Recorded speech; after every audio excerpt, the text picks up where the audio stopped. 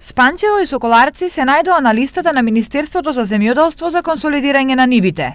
Тие се дел од 12 избрани локации каде интензивно ќе се работи на припојување на земјоделските површини, со цел обезбедување на поквалитетно и поекономично производство.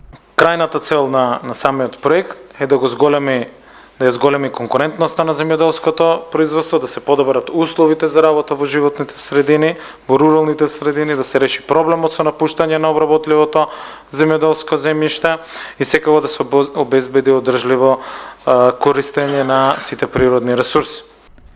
Проектот за консолидација на земјоделското земјиште нема да заврши со сегашните избрани 12 локации.